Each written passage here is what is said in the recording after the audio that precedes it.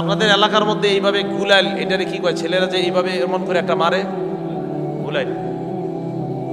এইভাবে মাইরা যদি অনর্থক একটা চড়ুই পাখিকে কেউ হত্যা করে, নাসাই শরীফের 4446 নাম্বার হাদিস, কত হয় 4446 4446।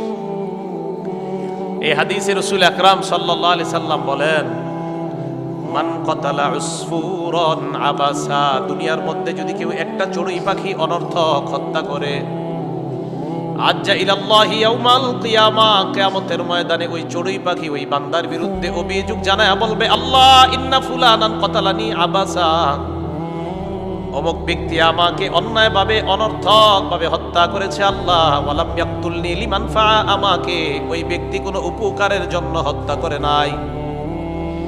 নাসাই শরীফের 4349 নাম্বার হাদিসের বর্ণনা, আল্লাহর নবী বলেন, মা মিন ইনসানিন কতালা উসফুরান ফামা ফাওকাহা, কেউ যদি একটা চড়ুই পাখি অথবা তার চাইতে নিম্ন কোনো প্রাণী বিগাইরি হাক্কিহা, অধিকার নষ্ট করে হত্যা করে, কিয়ামতের ময়দানে আল্লাহর সামনে জবাবদিহিতা করতে হবে।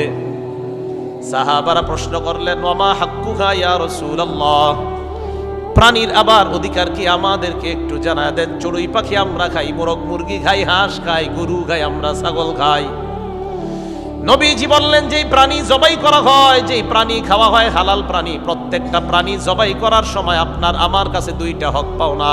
কয়টা? গরু জবাই করবেন, ছাগল জবাই করবেন, মোরগ মুরগি জবাই করবেন, জবাই করার সময় আমাদের কাছে দুইটা হক পাও না প্রত্যেকটা প্রাণী। এক, ইয়াসবাহুহা ফায়াকুলুহা, আল্লাহর নামে জবাই করা। প্রাণী কার নামে জবাই করা? আল্লাহর নামে জবাই করে খাওয়া।